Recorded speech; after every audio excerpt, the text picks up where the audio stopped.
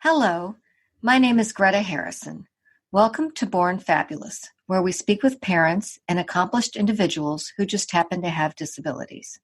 You're about to hear episode 11, which is the third part of a 5-part interview with Jeannie Harris. Jeannie is the mother of Tim Harris. Tim is famous for owning Tim's Place, a restaurant that listed free hugs on the menu.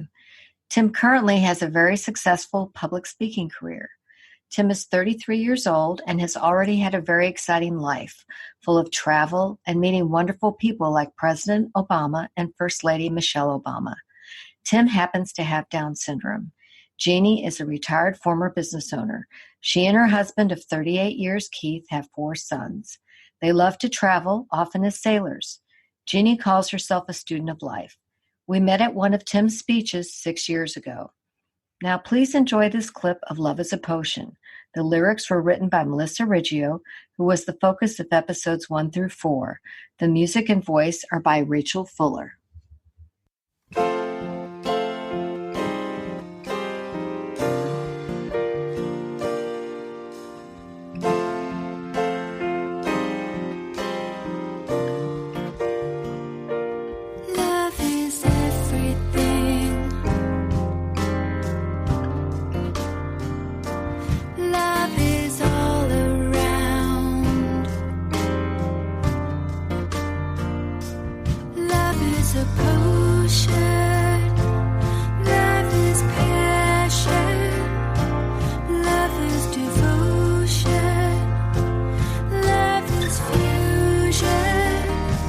So, what about elementary school? Let's talk about that. So elementary school was interesting. He wasn't able to go to his home school by the time he reached kindergarten. And so he was bused to a neighboring school who had a special ed D-level program. But I was another thing about Tim's preschool years was we started going to NDSC when Tim was 9 months old. For those who don't know, tell everybody what NDSC is. NDSC is the National Down Syndrome Congress, and every year they have an annual convention that has all the latest and greatest updates on research, education. I don't know, Greta, am I filling it in enough? I think that's good. They bring national speakers, and we highly recommend it. Yes. And we've tried to go out every year since Tim was born. It's like a big family reunion, and I can't even describe what it was like that first year going and being in a room with over 2,000 people who were in the exact same situation we were. It was very healing and very comforting and very scary. All at once, So in Tim's early education, I want to get back to that. So we were all about inclusion. Inclusion was kind of new and on the forefront, and not very many school systems had adopted any kind of inclusion program. And so and we lived in Albuquerque by that time, and Albuquerque Public Schools is huge. It's, I don't know how it compares nationwide, but it has over 30 elementary schools, I think something like 14 middle schools and 5 or 6 high schools. So you're talking like a huge organizations that when you're trying to look at, wow, this organization needs to change, it's a big deal. So I didn't tackle it that way. My husband and I, when Tim went into elementary school and we had to start this whole IEP thing at a very young age. But we would go to every IEP with an idea in our head that somehow our son was going to be included. So in kindergarten, this was really interesting. We had a very open staff who Tim, because he was in special ed, got to do all day kindergarten, which back then kindergarten was only half day. And so he went to his special ed D-level classroom, which for younger parents, that's 8 students to 1 teacher. And it's the in their own classroom. And so he went to that class in the morning, and that's where he got his physical therapy and speech therapy and other therapies that he had the rights to at the time. Then in the afternoon, the school was open to it, and he went to the regular kindergarten, just like any of the other students. And that was how we started with inclusion. And inclusion was that way for us. The rest of Tim's school time in public school was, we made it up as we went along every year. Like, all right, we fully believe inclusion. We would go every year to the new teachers and show them what we'd learned about how it helps Tim, not only Tim, but helps the ordinary students in the classroom, and just would get the teacher's ear to look at making adaptations that had Tim in a regular classroom for at least some portion of a day. And that went on up until high school. Well, it went on a little bit through high school, but it was in high school he was more less included than in elementary and middle school. We're going to get to high school, but correct me if I'm wrong. Didn't, by the time Tim got out of elementary school, wasn't it an inclusive school by the time he got out? Or am I wrong? No, well, I don't even know if it is today. I mean, okay. I will tell you one thing that happened was one of his teachers earlier on was his special ed teacher when he was in second grade. Really also believed in inclusion, and then when Tim was in fifth grade, she on her own went to the administration and said, and she changed. She was a dual major. She was dual degree, so she could either teach special ed or regular ed. And so she became a regular ed teacher, and then teamed up her classroom with a special ed teacher who was interested. And so they did not have a separate class. They had two teachers in one classroom. But unfortunately, what happened, it was chaos, because then what happened was all the other teachers, the rest of the school said, well, this kid is a problem, so they should go in that classroom. And so they took all the kids that had challenges and put them in that classroom. And I mean, when you look at inclusion, if you look at true inclusion, it's like 2% of the population are people with disabilities. So 2% of your classroom should be disabilities. Well, this was about 50-50. And it was it didn't last because it didn't work. I'm glad you brought that up, because that still goes on today. And I call it dumping. And what they do is they call these classes inclusion classes. So basically everybody with an IEP goes to, it's usually one or two classes. When you're in a large district for a grade, they'll have one or two classes, but they dump every IEP there. And I mean, I'm not saying every school district does this. I know my school district does.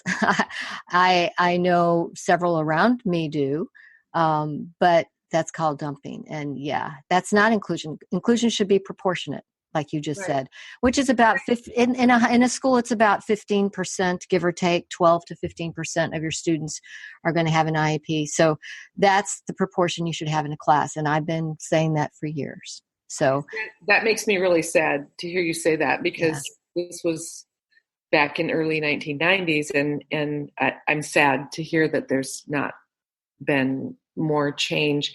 And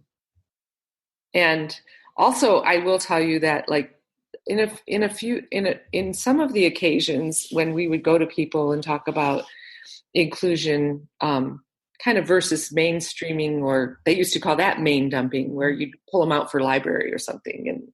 But anyway, some of the special ed teachers would feel threatened. They would feel like their jobs were threatened. But the whole idea, if people really looked at the idea of inclusion, it's that idea of a regular ed teacher working in conjunction with a special ed teacher in one setting, that they're both equally necessary. And, I hated to see anyone who felt threatened by well, if we do inclusion, then I don't have a job. Of course you have a job. You know, you can't do this without you, right? Of course you have a job. Right.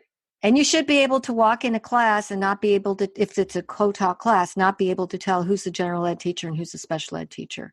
Right. They should be, Don't you think that's how it should be. The school's money if they were to actually really do that? Well, no, it actually costs, what happens is that they don't want to pay for 2 teachers in as many classes as need 2 teachers. And that's the reason they don't have enough co-taught. They've pulled the co-taught classrooms, many of them in my district, for budget reasons. Oh, so it costs money. And again, I'm not picking on my district because I have a great administration. I'm just saying in general, this happens across the country. Well, and you're talking about what in general. There's challenges from all perspectives. Right. Yeah, but you're exactly right. That's the way it should be done, but it's not the way it is done. So I like to use the word could be. Could be. I like that. We could be. And it is being done in some places. There are some wonderful districts around the country that are doing that. And I will tell you, like, for the parents whose this subject really reaches them, those are the people who are doing that are probably the people who will be speaking on it at the national convention. So you would get the latest and greatest on what those school districts are doing, what's working, what's not, and you can take that home with you. I mean, that was very encouraging for us all through Tim's education, was being able to go and see what other people are doing and taking it back to the schools. That's exactly right. And one little tip that I believe in is I put no pullouts in my daughter's IEP so that when they dumped her in these inclusion classes and the special ed teacher pulled all the IEPs out, my daughter actually got real inclusion because she was the only IEP left in the class. So at least she got the general ed instruction and she benefited. But it's sad that we have to do stuff like that. Very sad. So, okay, let's move on to high school. Well, middle and high school. Is there anything you want to share about middle school? Because there is that bridge between elementary and high school. How is middle school for Tim? Middle school, I believe, was a turning point for Tim on, like, him feeling accepted. Elementary was rough, by the way. I don't know what that was like for you, but kids can be pretty cruel. And elementary school was rough for Tim, like out on the playground. And his brother, actually, his older brother, when so Tim went 2 years and then he did get to go to his home school. And his brother was in 4th grade and he set up a 4th grade patrol where there were about 8 kids who patrolled at recess. They took turns and patrolled at recess to watch for people picking on Tim. Aww. Tim was the first person with Down syndrome to attend that elementary school ever. And the principal backed them up. They had a no tolerance policy for any kind of fighting or anything like that. So the 4th grade patrol, led by my older son, would get the name of the kid and their teacher, and then they'd go turn him into the principal, and the principal every time pulled the kid out of the classroom and brought him to his office, and they got in trouble by the principal. So elementary school was rough in that way.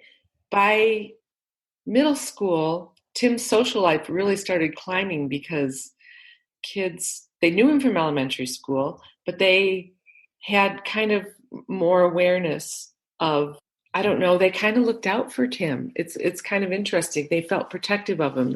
That's when people started calling him our Tim in the schools. So that was the social thing going on. But what was happening in the classroom was very concerning to me at first.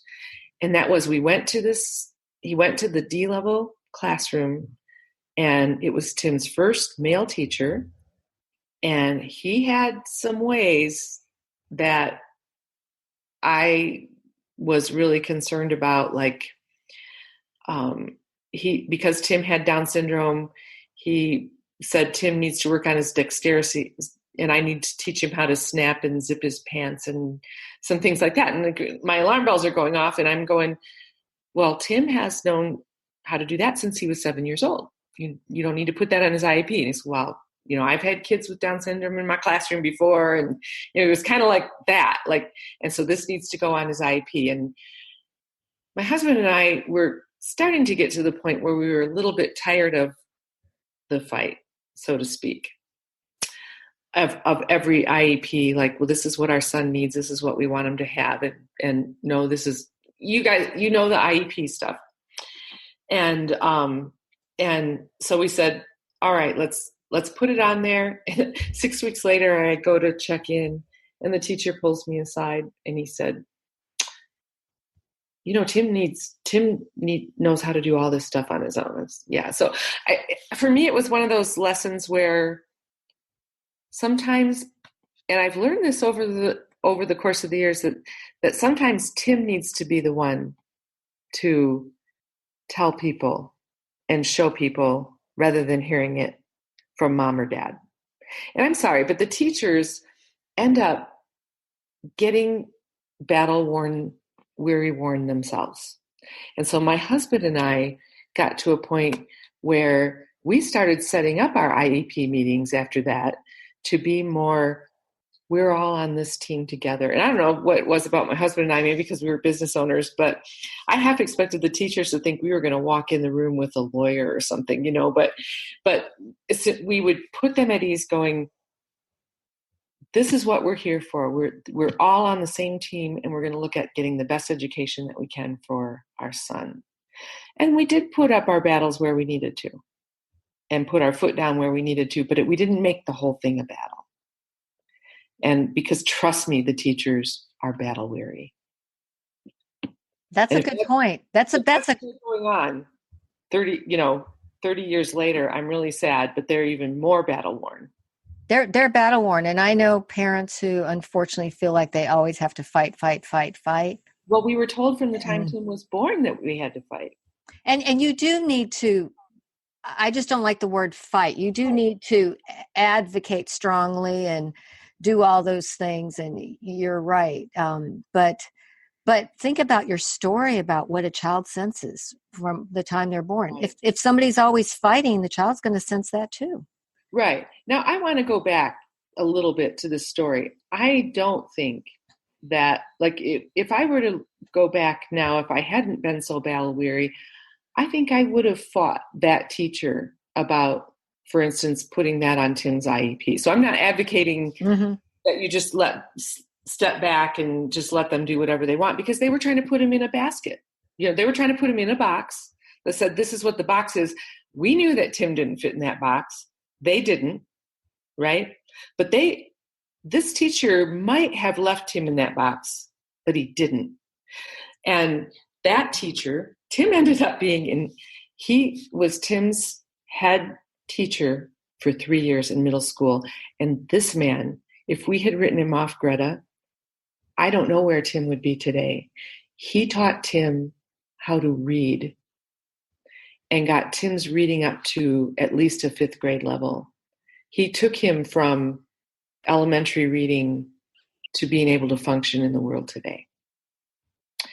He taught him how to keep time, how to, I guess the best you could say was he was the start of Tim's major education, but also his, what we then used to call community-based training. I don't know what it's called now, but he took, for instance, he knew he had the skill and knew how to break down a job. So one of the things that he did with Tim and probably other kids in his classroom was he had agreed that his classroom would go clean the cafeteria after lunch every day. And so at 1:00, they had to get up from their desk, go by themselves to the cafeteria, go to the sink and the place where you get the cleaning soap. You put the cleaning soap in a bucket. I'm telling this in detail because this is what he did. He taught Tim step by step. And at first it was with little guidance, like, okay, Tim, And he taught him how to read a clock with the hands, right? Because they're in a school with a clock with the hands. I mean, just little things that you don't even think of. How many kids even know how to read a clock with hands anymore, right? I was just thinking that. Yeah. Yeah. So anyway, it got to the point, and I don't know how long this took even, but it got to the point where at 1 o'clock, Tim knew what time it was, folded up his book, got up from his desk, went to the cafeteria, did his job, and came back without being told once what to do. And I can't tell you what that training had done for Tim to be able to go on and get through what he needed to do to go to college and in his work life and giving speeches. And his independence, because I don't know if the audience knows that Tim is fairly independent. And that sense of accomplishment, you have to watch not so much the teachers, but the aides who will do the work for your children. Like, watch for that. It's like, but this man is one of my heroes because once he learned who Tim was and saw what he could do, he took him to the next level. And I will be forever grateful for this guy. So that's why don't be so quick to go into the battle and just fight the battle. Like, so there were a lot of people who took their kids out of that man's classroom because of something or other. And I believe they missed out. But he did go to bat for Tim about, there were some classes that Tim was able to take in his middle school with regular ed. Not his basic educational classes, but there was PE and there were all the classes where Tim could go and blend in. And he went to bat for Tim to go to regular PE because Tim was very athletic at the time and very active still as he was as a child and very coordinated. And the PE teacher didn't want to let him go to regular PE. And she was concerned about him. I mean, but she wanted to fight and she felt threatened because but she was using it. Well, what if he gets hurt? What about when you do archery? What if he gets hurt? And the PE teacher just said, well, when it comes to archery, if he can't do it, I'll have him do something else. It's like, and so this teacher, the one that I almost wrote off, went to bat for Tim going, of course he should be able to do this. So fight the battle, but know what battle you're fighting. Well, and I do need to bring up though, I know a lot of younger parents now who their kids are being denied even electives. A 5-year-old, you can't take art, you can't take PE. This is crazy. That is crazy. It is crazy. So I'm glad that it sounds like Tim made an inclusive experience wherever he went just by being Tim. And am I correct? Well, in those days, he had us looking out. I mean, he couldn't do it then other than this is when he started going out in the hallway between classes and blending in more with kids and things like that. But we did have to work and we're challenged every year to set up these inclusive settings. And I don't want to say that Tim had an inclusive education, but we did set up ways for Tim to be a part of the regular education population where possible. You did the best you could wherever you could, right? Yeah. And that's maybe where Tim, learned it by watching us. I mean, we watched and had expectations that, and little things like we had him ride the regular school bus.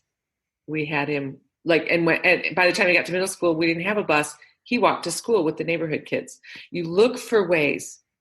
How can your kid have as normal a life as possible, accepting that some of the life you have to make accommodations and you have to do extra things to help them. But be careful not to go too far beyond that and look at how your son or daughter can have as normal a life as possible and look for ways that can happen. And looking at the big picture. So in high school, Tim had a good experience. He was the homecoming king, for goodness sakes, right? Yes. Now, that's the kind of thing that you see about in newspapers and you see it in the media when it happens. What does it feel like to be the parent when that happens? It was magical. It was magical. I mean, we knew from the time he first went to a homecoming in ninth grade that he told us that he was going to be homecoming king someday. That's what I call the magic of Tim. There's just like he told us he was going to hug the president. He told us that he was going to be homecoming king. And we were like, that's nice to have your dreams. And we supported him.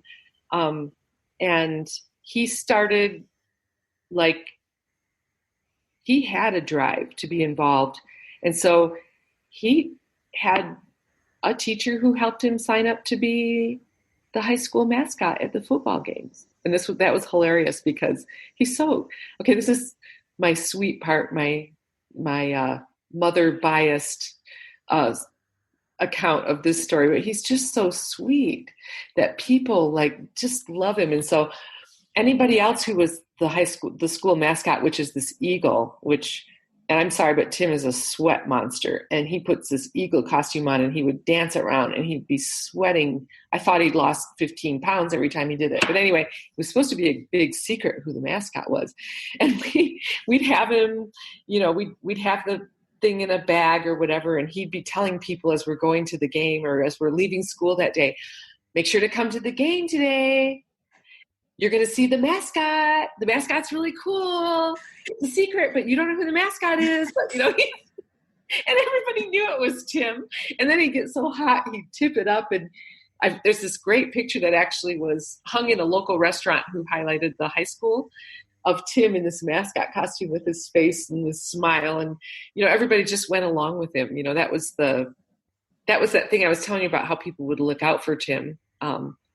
And some of his bully stories too, where other people looked out for him, which we can tell later. But anyway, so it started with him getting involved. And then he didn't want to sit in the cafeteria with his class. He knew that the other kids, his brother and other kids, were out in the cafeteria standing in line to get a burrito or pizza. And that's where he wanted to be. And he, of his own volition, made that happen. Now, did that happen on his own?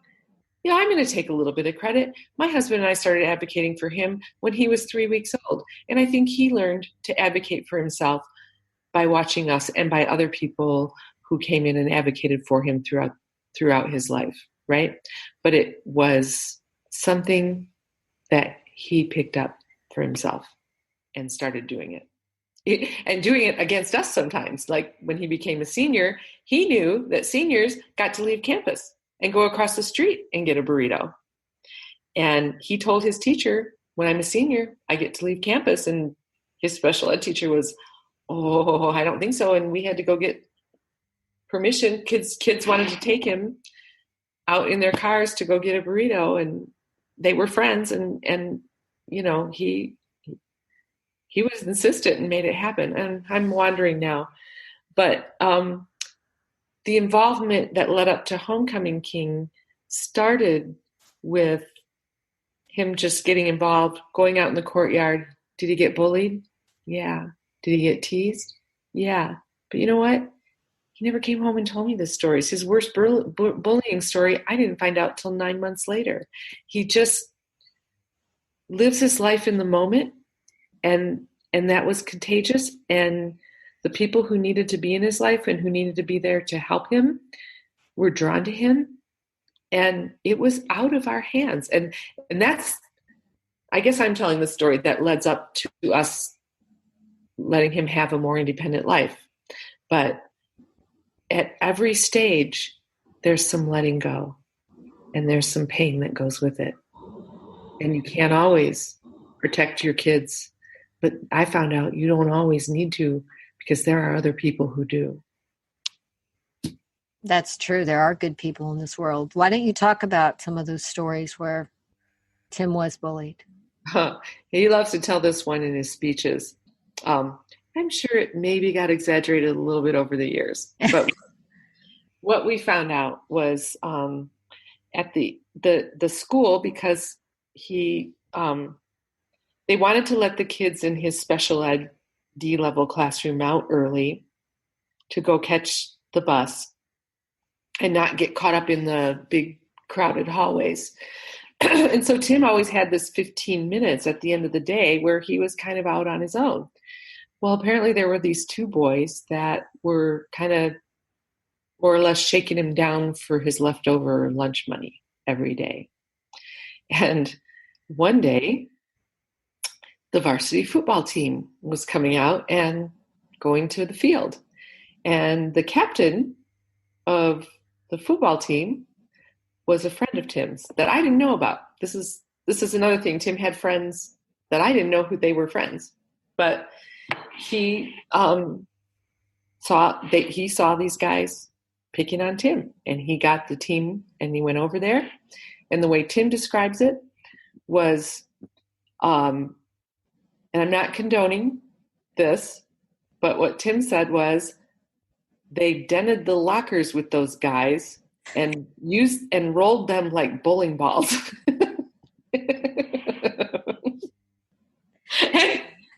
Those guys, and we talked to the captain later, and I don't know, I'm not saying that there was violence, and I'm sure they would have gotten in big trouble nowadays if that happened.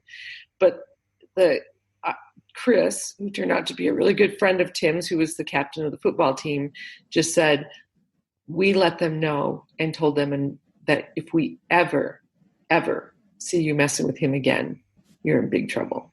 And they left him alone. And I think in his speech, he says something like, it sure is nice to have friends on the football team or something like that.